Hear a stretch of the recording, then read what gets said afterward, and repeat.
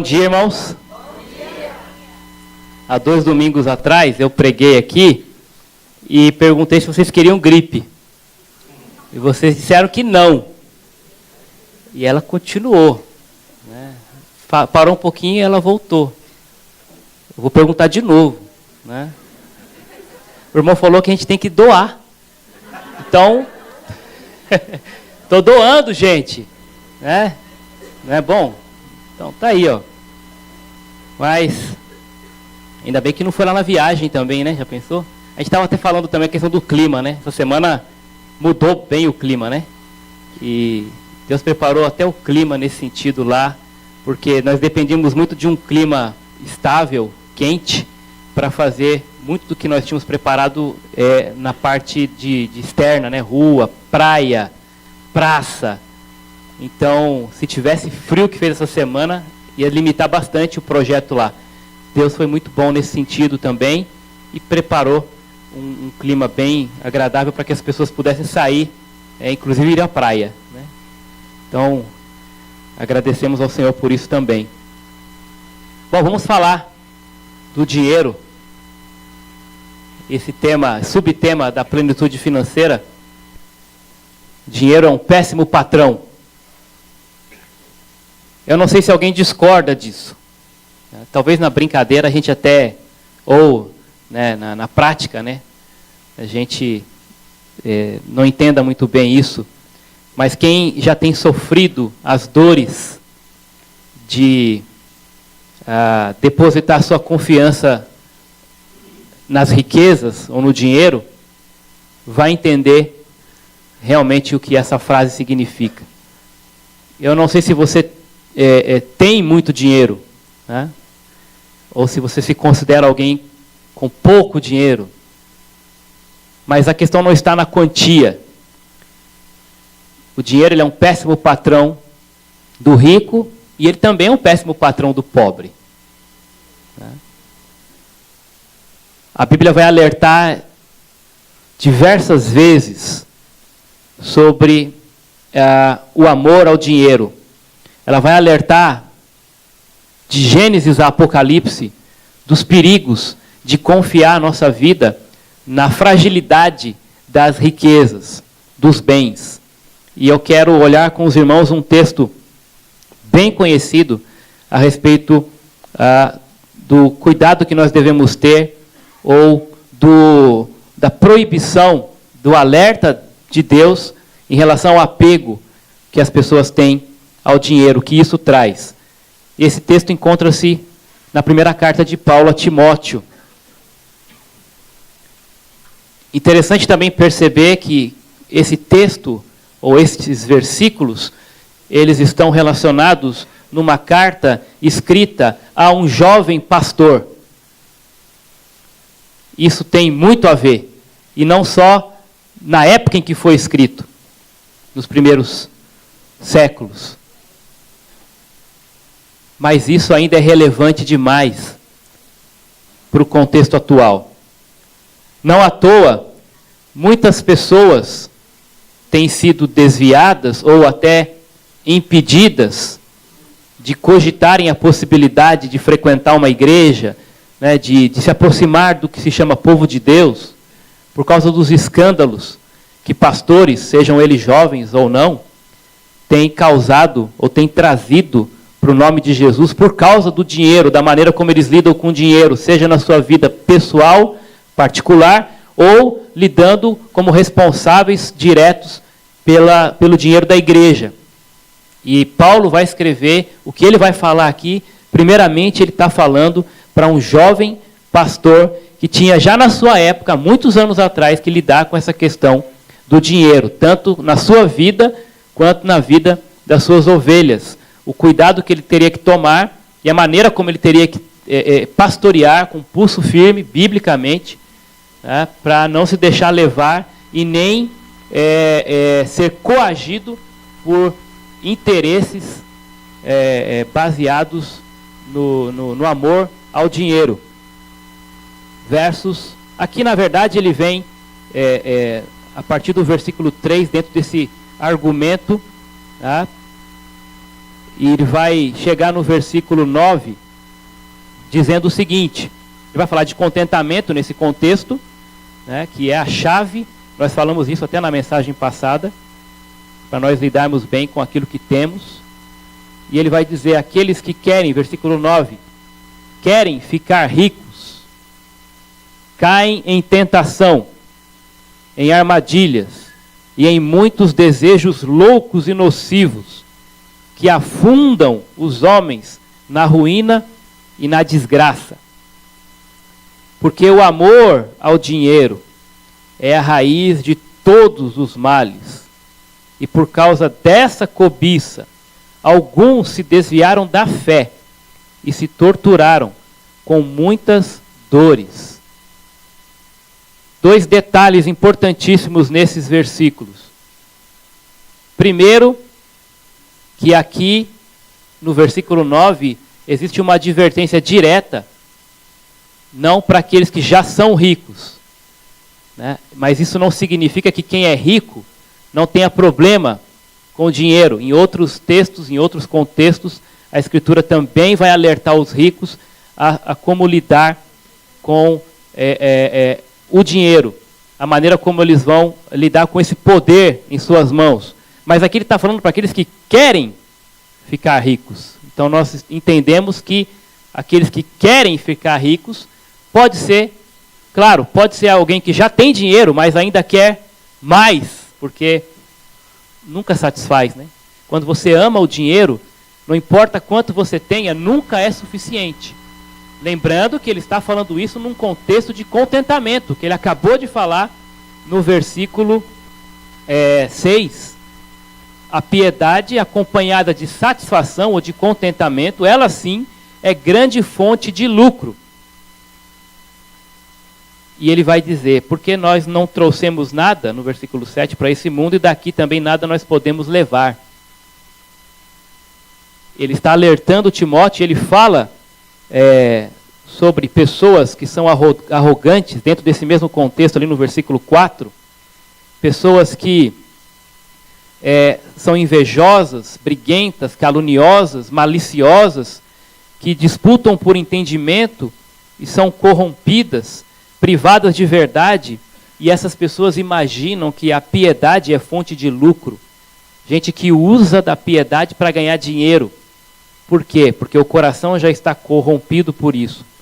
E ele fala, de fato, a piedade ela traz lucro, mas ela traz lucro quando nós temos contentamento, não quando nós a usamos por amor ao dinheiro para se aproveitar das pessoas, aproveitar-se da própria fé.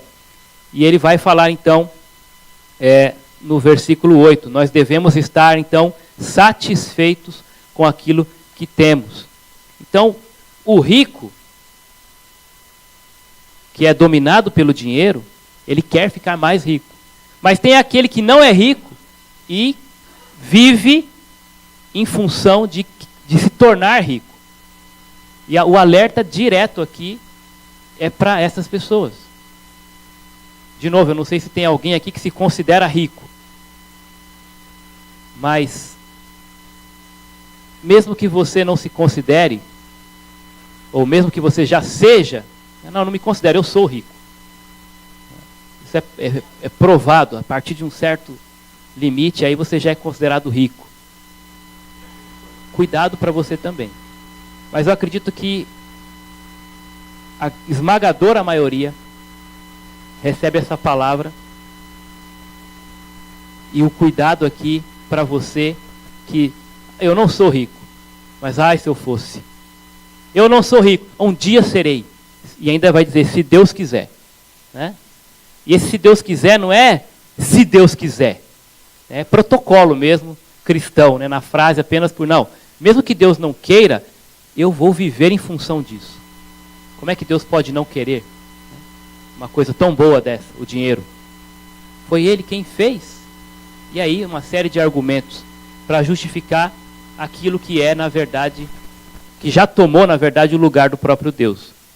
Famílias, casamentos são destruídos, dissolvidos, porque o amor ao dinheiro, né, já está enraizado no coração do homem, da mulher, do filho, do irmão. A família vive, você olha para a família, você vê todos ali ajoelhando-se, prostrando-se, cultuando o dinheiro.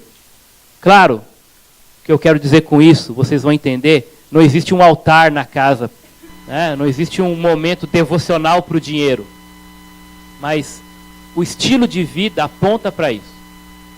Trabalha demais, não tem tempo um para o outro, todo tipo de conversa, quando tem, gira em torno daquilo que não tem ainda, que gostaria de ter e o que vai fazer para conquistar. Ou as brigas que surgem porque eu gostaria de ter tal coisa e não consegui ainda, e você não me deu, e você só pensa em você, só quer para você, e você compra demais, e você gasta demais. Tudo gira em torno, se for pensar no fundo, da questão do dinheiro. Ah, se nós tivéssemos mais dinheiro, não haveria brigas aqui em casa. Se nós tivéssemos uma renda melhor, acabariam-se os nossos problemas. Será? Ou eles aumentariam? Ou seria apenas uma questão de tempo? Né? Uma questão de tempo. Como uma fogueira, que naquele momento em que você coloca aqui, né, muito papel, ou papelão, ou até madeira, dá aquela abafada no começo, mas é uma questão de tempo, para aquilo aumentar ainda mais a força daquelas chamas. Porque aquilo está consumindo. A partir desse texto, então, eu quero propor que o dinheiro, ele é um péssimo patrão, porque ele faz 3 coisinhas aqui, que eu quero observar com vocês nesses 2 textos. Nesses 2 versículos. Primeiro, ele faz arriar no desejo. Aliás, esse verbo, arriar, ele não é tão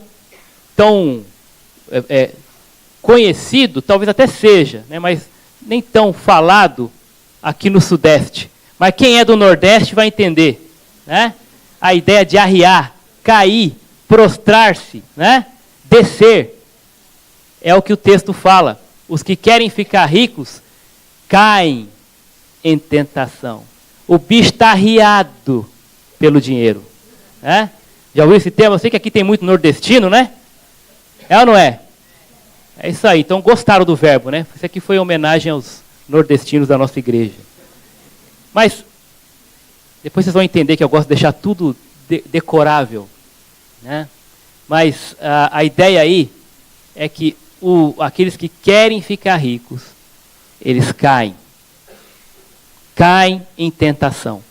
E a palavra para tentação, interessante, no original, no grego, onde foi escrito, ela é a mesma palavra que é traduzido para provação.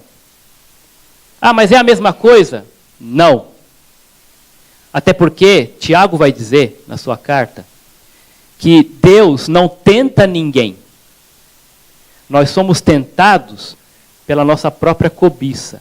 E quem usa a tentação, além do nosso coração pecaminoso, é o diabo.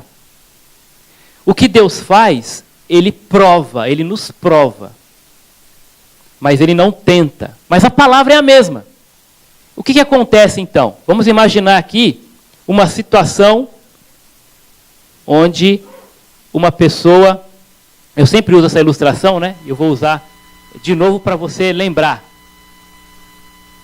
Uma pessoa está passando na minha frente aqui e ela deixa a carteira cair. Só que ela não percebe. Seja a carteira, pode ser dinheiro mesmo, direto, né? Uma nota ali de R$100 cai do bolso ali. Né? Difícil, né? Mas pode acontecer. Né? Pode acontecer. No momento em que eu, cristão, estou passando e vejo isso, olho aquele dinheiro caindo no chão, começa um processo. Um processo. Que a Bíblia chama de peirasmo. Essa é a palavra. Peirasmo. E o que é isso? A mesma palavra. No mesmo processo. Deus vai usar aquilo para me provar. o Espírito Santo que está em mim, né? Obviamente, se eu der ouvidos a ele, diante daquele teste, daquela provação, Deus espera, com a sabedoria que ele me deu, com o Espírito Santo que está em mim, que eu ouça a voz do Espírito Santo, daquilo que eu entendo ser, que eu aprendi pela Bíblia, que eu entendo ser correto, justo, honesto, dentro da vontade de Deus, pegar aquele dinheiro, correr até aquela pessoa, seja ela quem for, tocar no ombro dela, enfim, chamar a sua atenção e dizer: isso caiu do seu bolso, isso te pertence, isso é seu. E aí, né, obviamente, a pessoa vai sair muito grata de que alguém encontrou o dinheiro e devolveu para ela. Ali então, naquele processo, eu teria sido então provado e aprovado. O resultado daquilo seria de um carimbo de aprovação. Muito bem, era isso que eu esperava de você. E aquilo fortalecerá ainda mais a minha fé. Agora, se eu quero ficar rico, como diz o texto, eu vou cair na tentação. A mesma palavra, o meu coração desejoso pela riqueza, por mais dinheiro, a minha cobiça. E olha, ainda nem toquei no diabo, no nome do diabo, tá bom? Ele vai estar ali, fazendo parte, fazendo coro, mas muitas vezes ele nem é o grande responsável. Eu nem precisaria do diabo para ser tentado. A Escritura fala que a minha própria cobiça me leva a cair em tentação, a desejar aquilo de maneira pecaminosa. O que vai acontecer? Se eu ceder a esse meu desejo de querer ficar rico, de querer o dinheiro, enfim, eu vou olhar para aquilo, vou ver, percebendo então que a pessoa não viu, vou pegar aquele dinheiro, né, e colocar no meu bolso, virar um pouquinho para o outro lado, ou então esperar um pouquinho aqui e tal. Que bom, glória a Deus, era exatamente os R$100 que eu precisava. Olha, cristão demais, né? Deus é tão bom, né? Certamente aquele homem tem demais. E Deus me disse: pegue, porque ele não precisa. Eu preparei para você. Você percebeu, filho, como foi na hora certa? Olha só. E aí eu vou pegar e vou tentar de alguma forma enganar o meu coração, que já me enganou, enganando a mim mesmo, dizendo que, puxa, era exatamente o que eu precisava. Deus sabe das minhas necessidades. Ele é bom, né? Ele me supre. Que Deus abençoe aquele pobre homem. Na verdade, pobre não, rico homem, né? Pobre era eu. Agora, né? Enfim, estou brincando aqui, mas o que aconteceu aqui?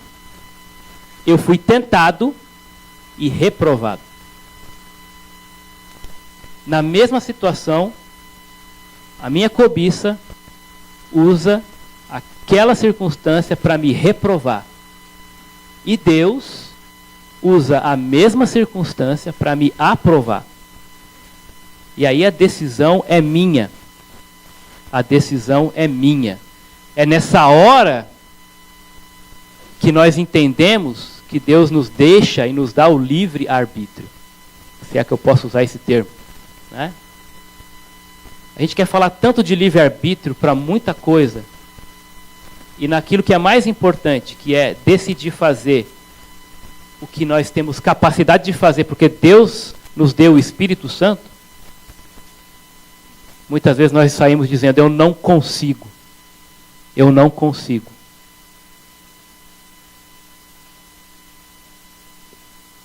Tentação, reprovação. Provação para aprovação.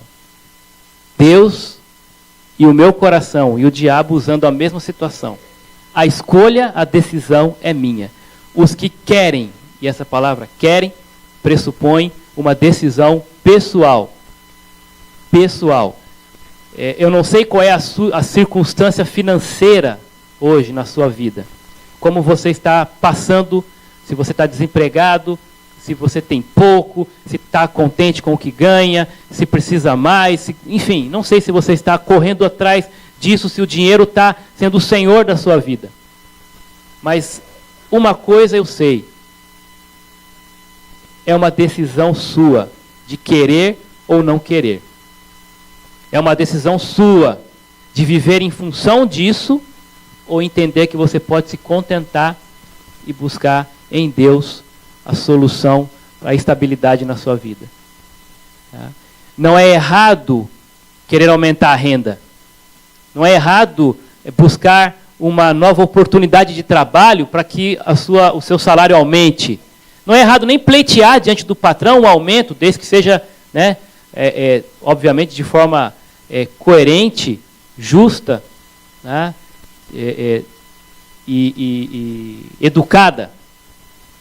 Não é errado. Agora, o texto fala, aqueles que querem ficar ricos, eles caem. E outro detalhe é que ele não condena o dinheiro. O que ele condena é o amor ao dinheiro. O dinheiro é necessário, o dinheiro é bênção. Agora, quando ele é servo, quando eu amo o dinheiro, e aqui o termo amor ao dinheiro, ele está ligado ao que nós chamamos aí de o senhorio dele, ou seja, o dinheiro sendo o seu patrão, aí está o problema. Aí fere o princípio, né, a vontade direta de Deus. Porque ele assume o lugar que deveria ser de Deus. Ele passa a te controlar. Ele passa a ser aquele que vai ser a razão da sua vida. Então, quando o dinheiro se torna patrão, senhor, quando ele torna o seu amor maior, isso vai trazer para você, como o texto diz aqui de maneira bem direta, muitos males, ruína, desgraça, desejos loucos, enfim, muitas dores. Então, por que o dinheiro é um péssimo patrão? Porque ele faz você cair no desejo, arriar, né? Sabe aquela ideia realmente de se prostrar diante do seu desejo. Você não consegue controlar. E quando fala do dinheiro, não é só o dinheiro pelo dinheiro.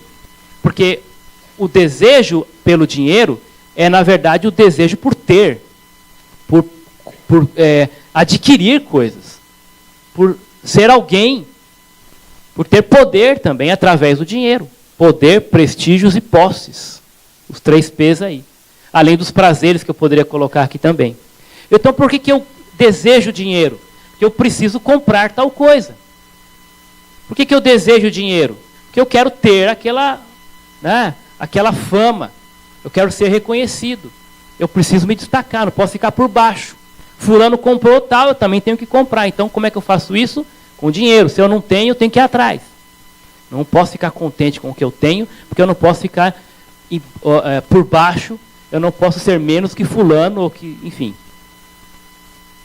E isso tudo, você talvez nem perceba, mas é o amor, é a vontade de ficar rico, e vai te levando cada vez mais para um lugar onde você, de fato, não gostaria de ir.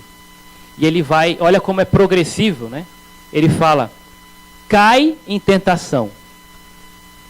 E depois, se você perceber na sua Bíblia, ele vai dizer que esses desejos,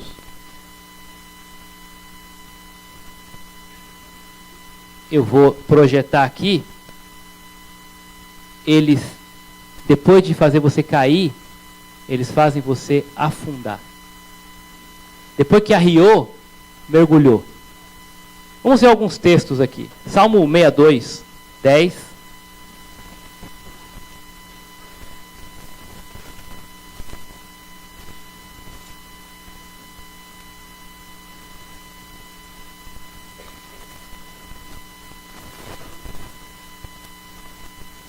Não confieis na opressão, Salmo 62, 10. Nem vos orgulheis do roubo. Puxa, até aí, né? Que coisa, né? Se vossas riquezas aumentarem, não coloqueis nelas o coração. E é interessante isso, porque Deus te deu inteligência, Deus te deu sabedoria, Deus te dá discernimento. E muitas vezes isso vai levar você a ganhar dinheiro. E isso vai fazer você aumentar a sua riqueza. Em si, nenhum problema. O que você vai fazer com isso, ou de que maneira isso vai mudar o teu caráter, o teu coração, é que aí sim encontra-se o problema. Quando aumentarem as suas riquezas, não coloca nisso o seu coração. Por quê? Porque isso vai te dominar. E o que vai acontecer? Voltamos para 1 Timóteo e você vai ver quanta coisa ruim isso vai trazer para a sua vida. Não pague para ver. Não pague para ver. Talvez você esteja aqui nessa manhã sofrendo, tá? As mazelas aí, sofrendo as dores de ter colocado o teu coração no dinheiro, nas riquezas. E não é só prejuízo financeiro. A dor não é só em relação a ter perdido dinheiro. Você perde muito mais do que só o dinheiro. Quando você coloca o seu coração no dinheiro. Provérbios 11, 28.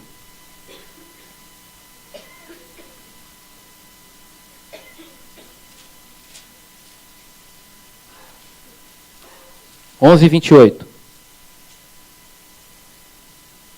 Aquele que confia em suas riquezas cairá, vai arriar. Mas os justos se renovarão como a folhagem. Vai chegar um tempo, né, em que o dinheiro realmente vai projetar você, de certa forma, né, vai ficar em destaque. Mas como uma folha que murcha, com o tempo aquilo vai cair. Não vai se renovar. Uma questão de tempo. É uma questão de tempo. Aquele que confia na riqueza cairá. Palavra de Deus, irmão. Palavra de Deus. Isso aqui é direto. Direto. Não tem meio termo. Aquele que confia na riqueza cairá. 23. Algumas páginas para frente. Provérbios 23. Agora verso 4 e 5. Não te fatigues para seres rico. E aqui a ideia de não se canse nisso. Não gaste sua vida nisso. Ser sábio e te contém. Olha aí o contentamento. Olha, saiba dizer não. Saiba dizer, olha, eu vou ficar sem esse dinheiro, porque se eu correr atrás disso, eu vou cair. Ah, mas eu vou ter mais dinheiro. Mas isso é ilusório. Isso vai trazer um prejuízo muito maior do que eu possa pagar lá na frente. Aliás, impagável. Não te fatigues para ser rico. Ser sábio te contém. Por que desejarias as riquezas que nada são? Elas fazem asas para si, a semelhança de águia, voam para o céu. No outro texto de Provérbio, compara correr atrás da riqueza como uma folha que murcha, que cai. E aqui, correr atrás da riqueza é como correr atrás de uma águia que vai voar para o céu. Você não consegue ir atrás. Não consegue. Você primeiro cai e depois o que ele faz? Afunda você. Primeiro você arria ou arreia, né? E depois te afunda. E o processo é cada vez pior. No final, voltando lá para o texto de Timóteo, Paulo vai dizer para Timóteo que aqueles que querem ficar ricos caem em tentação, em armadilhas, em muitos desejos loucos e nocivos. O que fazem? Esses desejos afundam os homens na ruína e na desgraça. Gente, o texto fala por si. Tá? O desejo de ficar rico traz a tentação. obviamente caindo na tentação, nesses desejos, o texto vai falar, aquilo vai te levar cada vez mais longe para baixo. Vai te afundar em ruína e em desgraça. Desgraça, o contrário de graça. Graça é um favor que você não merece. E a desgraça, né, é tudo aquilo de ruim que você vai colher exatamente merecendo por fazer o que é errado.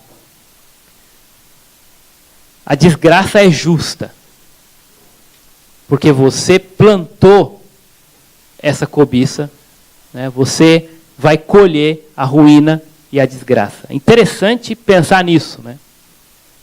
Correr atrás do dinheiro que, em tese, deveria me dar, né, mais fama, deveria me dar mais projeção, né, deveria me dar mais tranquilidade, mais segurança, em tese, é isso que vão dizer aí fora, isso vai trazer desgosto. Primeiro vai fazer você se prostrar, vai fazer você cair, e depois vai te afundar, na ruína e na desgraça. E isso aqui, dentro do contexto, isso está relacionado a tudo aquilo que é físico, ok? Essa ruína e desgraça está falando da vida particular, está falando do próprio prejuízo, de dívida, né? De querer cada vez mais depois se afundar e não ter como pagar, porque não tem mais dinheiro e quer correr mais atrás do dinheiro, e aí isso vai trazer problema físico, saúde, família. Isso vai trazer desgraça para todas as áreas. E ele vai concluir, que é o último ponto, essa desgraça pior que tem, espiritual. E a gente não sabe medir quando que uma começa e quando a outra termina. Ou quem puxa quem, né? Porque esse amor pelo dinheiro vai trocar o lugar de Deus, e obviamente isso já teve problema espiritual. Trazendo esse problema espiritual, isso vai trazer para você problema social, problema na família, problema com outras pessoas a quem você vai ficar devendo. Isso vai trazer problema na sua saúde, porque ao ficar devendo e ter problema na família, isso vai trazer uma angústia para você e um desejo de querer trabalhar cada vez mais e gastar a sua vida, o seu corpo, a sua saúde para recuperar aquilo que você ficou devendo. Isso pode levar, e tem levado muita gente até, não só a separação, mas até a morte, suicídio, porque se vê num enrosco sem saída. E como já deixou Deus para trás há muito tempo, a pessoa já não vê mais sentido para viver. Eu não sei se você já chegou num ponto próximo a esse, mas a Bíblia ela não poupa palavras. Se você ainda não chegou nesse estágio de problema no seu casamento, de problema na sua saúde, né, ou enfim, pensar até em suicídio, coisa do tipo, não subestime o dinheiro. Nós vamos ver um texto aqui no último ponto, que Deus fala que o dinheiro se torna um Deus. Ele se torna um Deus. Ao contrário do nosso Deus que quer te dar vida, ao contrário do nosso Deus que veio para te libertar, o dinheiro, ele vai te afundar. O dinheiro, ele quer te arruinar. O dinheiro, como diz aqui no texto, ele quer torturar você. O dinheiro, ele quer te matar. Ele quer acabar com a sua vida, com a sua família. Ele quer acabar com você. E ele faz isso. Alguns textos aqui que vão falar desse ponto de afundar em desgraça por causa do dinheiro. Salmo 52, do 5 ao 7.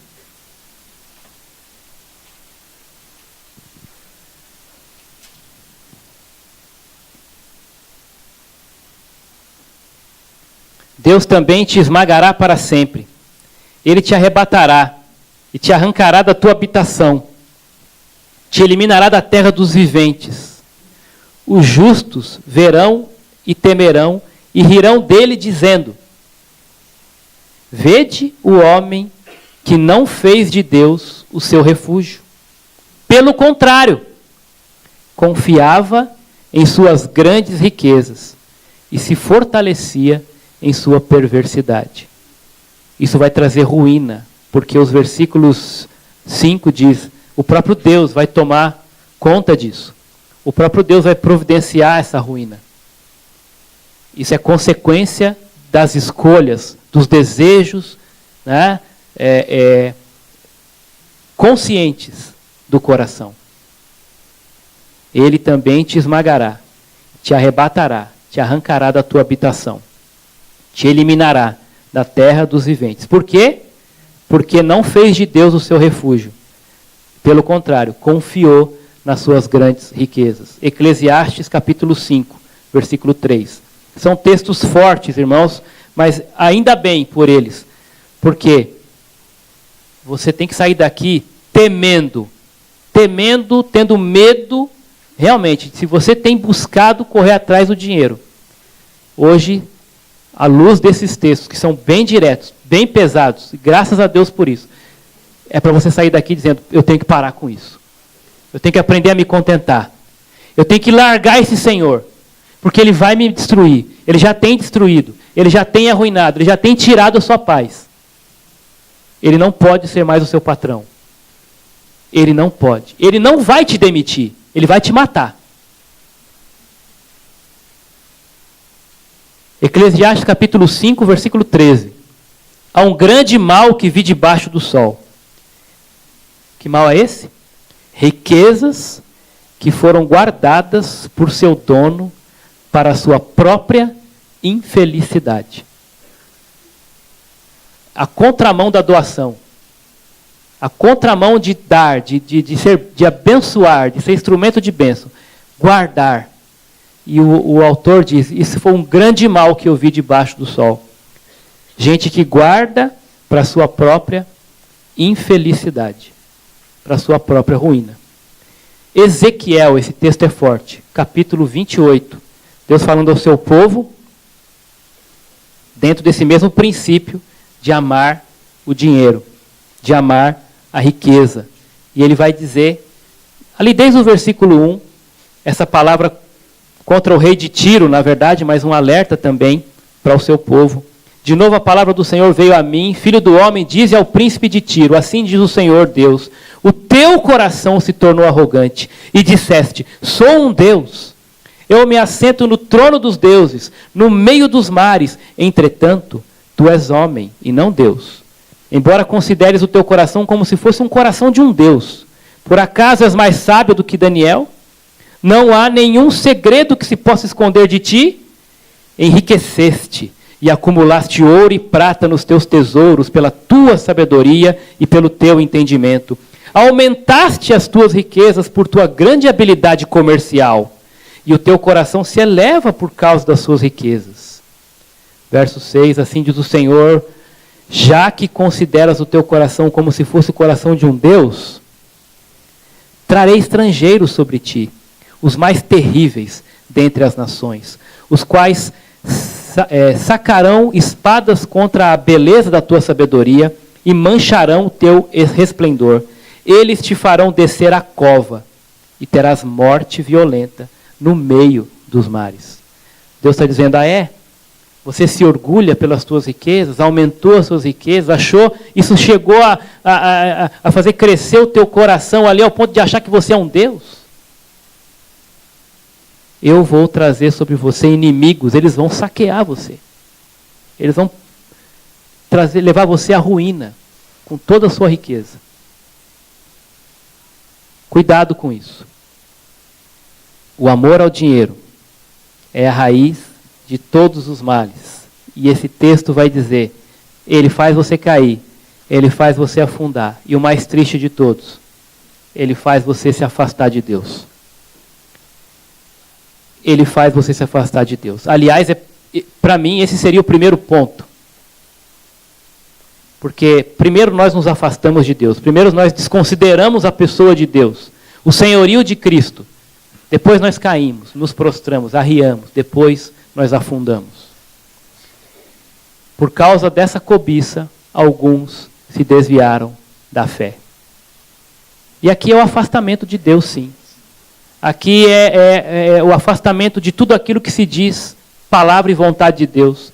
Afastamento da fé não é só da igreja, da comunhão com os irmãos. É, antes de mais nada, deixar de orar, deixar de ler, e aquilo que lembra, deixar de obedecer.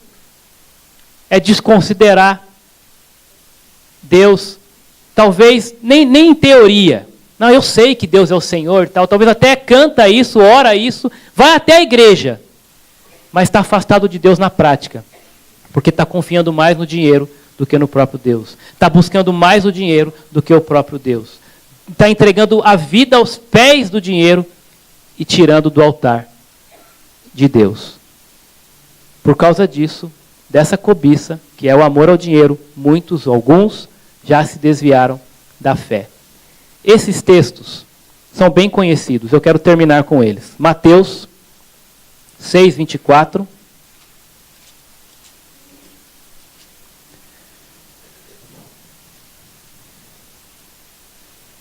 Ninguém pode servir a dois senhores. Porque ou odiará um e amará o outro, então não tem jeito, né? Ou se dedicará a um e desprezará o outro. Muito bem. Aqui nós poderíamos dizer assim, ninguém pode servir a dois senhores, tal. Esperaria-se que ele ia falar assim, vocês não podem servir a Deus e ao diabo. Só que ele não fala do diabo aqui. Ele fala de quem? Ele fala do outro di. Não é o diabo, é o dinheiro. Por que ele troca o diabo pelo dinheiro? Porque o dinheiro consegue fazer com o crente. Ele está falando para o povo dele. O dinheiro consegue fazer para o crente, ou com o crente, aquilo que o diabo jamais conseguirá. Ser o seu senhor.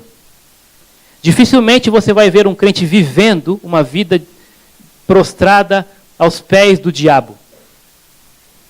Dificilmente você vai ver um crente dizendo ou vivendo em função da adoração ao diabo, do culto ao diabo. Dificilmente você vai ver um crente levantando cedo para ir para um lugar, prostrar-se à imagem, ou enfim, fazer um culto para o diabo. Gastando a vida para o diabo. Não, o crente não vai fazer isso. Mas o crente vai fazer tudo isso pelo dinheiro. O dinheiro consegue, e o diabo não fica com inveja não, fica tranquilo, tá? Ele está rindo disso.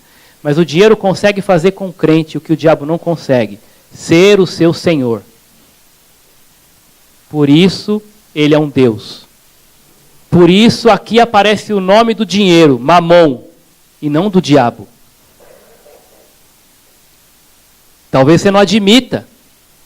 E é verdade, o diabo não é o seu senhor. Mas você pode ter um outro senhor, tão ou mais nocivo do que ele até, que vai destruir a tua vida. O dinheiro. Você não pode servir a dois senhores. Não pode. Não pode servir a Deus e as riquezas. Capítulo 13, também de Mateus, verso 24.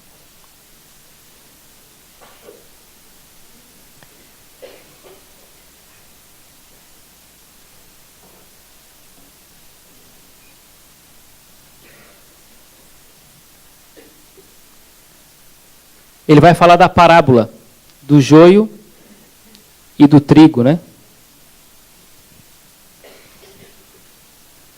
Mas não era exatamente essa parábola que eu queria. É a parábola do agricultor.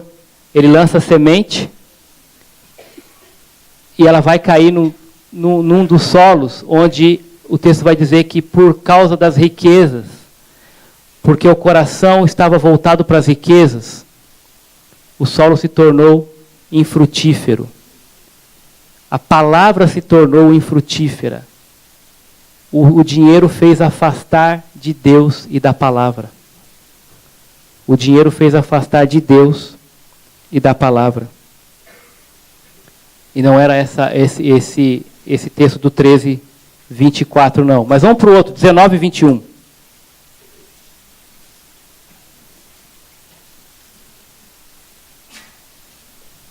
Aqui Outra passagem bem conhecida do jovem rico. Lembra dessa história? O camarada chegou até Jesus e falou: Senhor, o que eu posso fazer para herdar a vida eterna? Jesus falou assim: você conhece, né? Você tem que cumprir os mandamentos, obedecer os mandamentos. Jesus estava querendo pegar esse camarada aqui na sua insensatez. Aí ele falou: Senhor, desde pequeno, né? Desde jovem eu tenho obedecido tudo isso aí. Não matarás, não adulterarás, não furtarás, não darás falso testemunho, honra teu pai e tua mãe, tal. Muito bem. E aí nós chegamos nos versículos 21 e 22, onde Jesus vai pegar esse cara.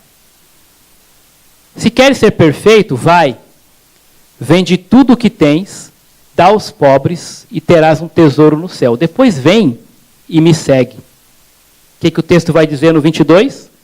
Ouvindo essas palavras, o jovem retirou-se triste. Por quê? Porque possuía muitos bens.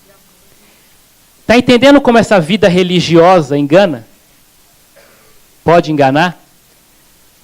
Está entendendo como você pode estar vivendo no meio da igreja, fazendo um monte de coisa legal, e ainda assim o seu Senhor não é Deus? Sabe por quê? Esse cara estava dizendo que cumpria todos os mandamentos. Mas na proposta de Jesus, ele mostrou que não estava cumprindo os 2 maiores, só isso.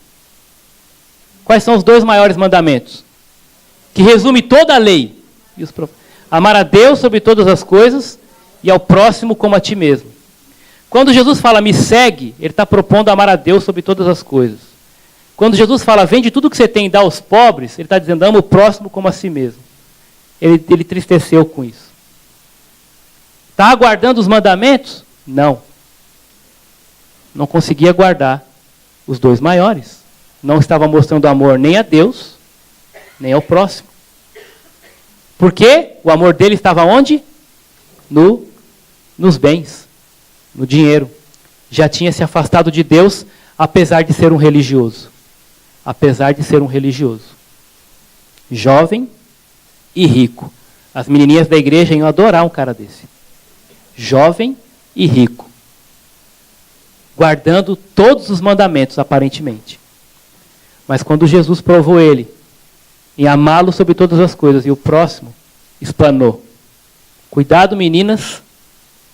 Cuidado, senhoras. Cuidado, igreja. Isso é ilusório. E, finalmente, a parábola do filho pródigo, que é muito conhecida também. O que esse menino faz? Pede para o pai o quê? A sua parte Olha aí, dinheiro de novo envolvido. Né? Dinheiro, bens, poder. O que ele faz? Gasta tudo. Se afasta do pai por causa de herança. Por causa de dinheiro. Agora, vamos olhar para o filho que ficou. Que me parece ser de fato esse o verdadeiro filho pródigo. Porque quando o filho que saiu volta, o pai o recebe. Dá uma festa. E o que acontece com o outro? Fica feliz por isso? Não. Se entristece. E aí você vai ler, por que ele se entristeceu? Porque o pai estava dando coisas para o outro e não para ele. E o pai falou, você está comigo. Será que a minha presença, será que estar com o pai já não é suficiente para você?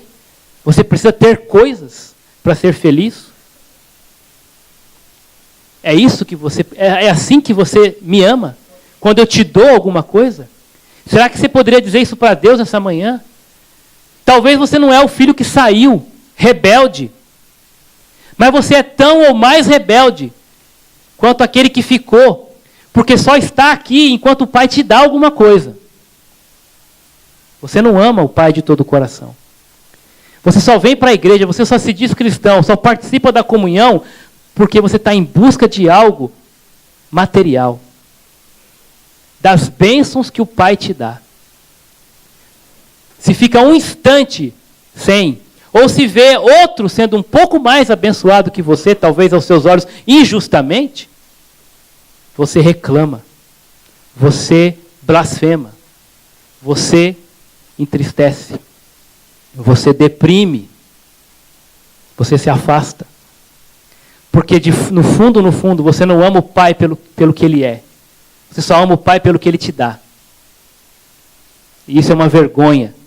Isso entristece muito. Imagina você como pai e mãe. Se o teu filho só te abraça, só se aproxima de você, só diz que te ama depois que ele ganha um presente, um chocolate, alguma coisa do tipo. No fundo, isso entristece. A gente tem que lidar muito com os nossos filhos, especialmente os menores, para eles aprenderem que o amor que eles devem dedicar ao pai e à mãe, não é porque o pai e a mãe dá coisas para eles, mas é simplesmente porque são pai e mãe que amam. Pela pessoa deles. E isso é uma vergonha, irmãos, porque quando nós somos colocados à prova, quando Deus permite a gente perder o emprego por um pouco tempo, quando Deus permite a gente passar por uma pequena provação, até porque o autor de Hebreus fala que a nossa momentânea e leve tribulação nessa terra não é comparada ao peso da glória que está por vir. Então, quando nós somos privados de algum bem-estar aqui nessa terra, nós espanamos. Nós deixamos Deus de lado. A primeira pessoa que nós afastamos é de Deus. Quando, na verdade, deveríamos apegar ainda mais e dizer, Senhor, como o apóstolo Paulo disse, a tua graça me basta. Eu não te amo porque o Senhor me dá coisas. Eu não te amo porque o Senhor me deu uma casa, ou me deu um carro, ou me deu um filho, ou uma família. Eu te amo porque o Senhor é Deus. Eu te amo porque o Senhor me salvou. Eu posso perder tudo, mas eu sei que o Senhor não vai me abandonar. Só que na prática é o inverso. Se o Senhor me tirar uma coisinha, eu vou te abandonar. E isso é triste, porque isso revela que o nosso patrão não é Deus. O nosso patrão é o dinheiro. Não se esqueça, eu tinha esquecido, né? Eu vou terminar com esses 3. Deuteronômio. E aqui um alerta para concluir como nós devemos viver em relação ao dinheiro, em relação a quem deve ser o nosso Senhor. 3 textos aí, e aí sim, nós vamos finalizar.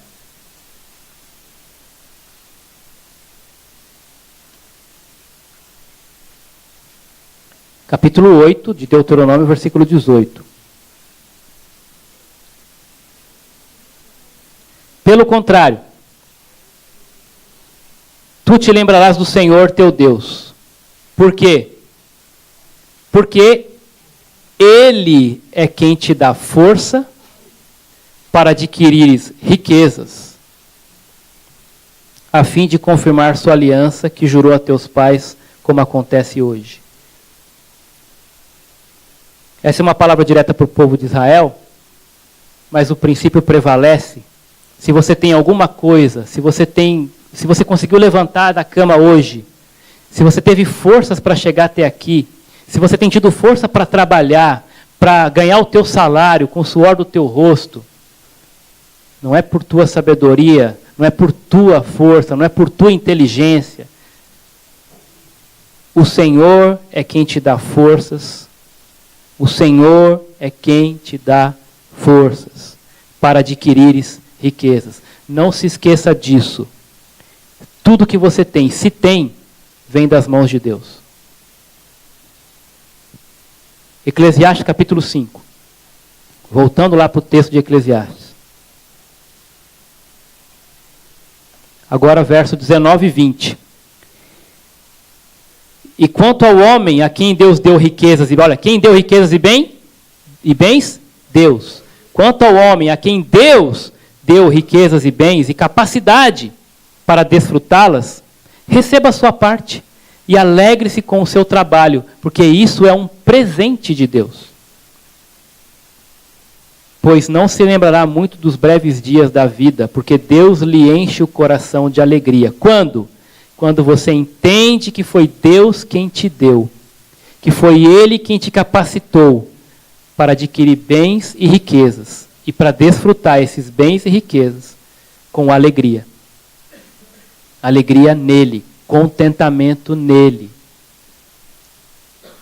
entenda e reconheça que o que você tem vem das mãos de Deus. E o que Ele te deu, aproveita isso com alegria, não com peso, aquela preocupação de, ou ter que guardar, ou então eu tenho que correr atrás de mais e mais e mais. Desfruta o que você tem com contentamento, com alegria.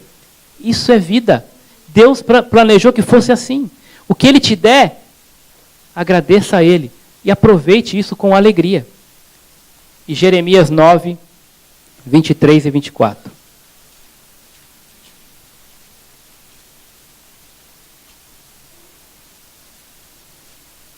Assim diz o Senhor. Eu quero que você atente bem para esse texto. Jeremias 9, 23 e 24. Assim diz o Senhor: não se glorie o sábio na sua sabedoria, nem o forte na sua força, nem o rico nas suas riquezas. Mas quem se gloriar, glorie-se nisto, em me entender e me conhecer. Porque eu sou o Senhor, pratico a fidelidade, o direito e a justiça na terra, e porque me agrado dessas coisas, diz o Senhor. Quer se gloriar? Glorie-se nisso, em conhecer o Senhor. Glorie-se nisto, em entender e conhecer o Senhor. Não se glorie na sua força, nem na sua sabedoria, nem na sua riqueza. Não faça do dinheiro o seu patrão, porque isso vai trazer dor para você, vai trazer tortura, vai trazer todos os males, vai trazer desgraça, vai fazer você cair e depois vai fazer você afundar. A escolha continua sendo sua. E eu vou orar agora por misericórdia, para que você decida de maneira sábia escolher Deus como patrão da sua vida. Senhor, muito obrigado pela Tua palavra. E faça isso por nós, Pai. Nos dê esse coração que decide pelo Senhor, que decide não colocar o dinheiro acima do Senhor, que decide colocar o dinheiro como servo, não como patrão, que decide se gloriar não nas riquezas, mas se gloriar em conhecer mais o Senhor a cada dia. Senhor, não nos deixe cair na ilusão, na tentação, na cobiça de ser enredado e de se afundar nas desgraças que o dinheiro vai trazer, que o amor ao dinheiro vai trazer e já tem trazido em nossas vidas, para nossas famílias, Pai. Eu não sei quantos aqui estão sofrendo dores porque têm amado o dinheiro, porque não têm sabido lidar com ele, porque têm desejado o dinheiro acima do Senhor. Tenha misericórdia, Pai. Trata o coração de cada um. Eu quero que você, nesse instante agora, sonde, peça para Deus sondar o teu coração, e você, diante de Deus, admita, se você tem colocado o dinheiro como patrão, peça perdão. Deixa Deus trabalhar nesse momento. Faça uma confissão pessoal aí. Senhor, eu quero mudar essa situação. Eu não quero mais ficar pensando só em dinheiro. Não quero mais ficar correndo atrás do dinheiro. Tenha misericórdia de mim. Ore aí onde você estiver. E se esse é o seu caso, admita. Peça perdão ao Senhor. Tenha misericórdia, Senhor. Cuida dos nossos corações. Nos protege desse Deus com D minúsculo, que só quer nos destruir, que quer nos escravizar, que quer nos levar e nos afundar na desgraça e na ruína. Nos livra disso. Livra a tua igreja. Em nome de Jesus. Amém.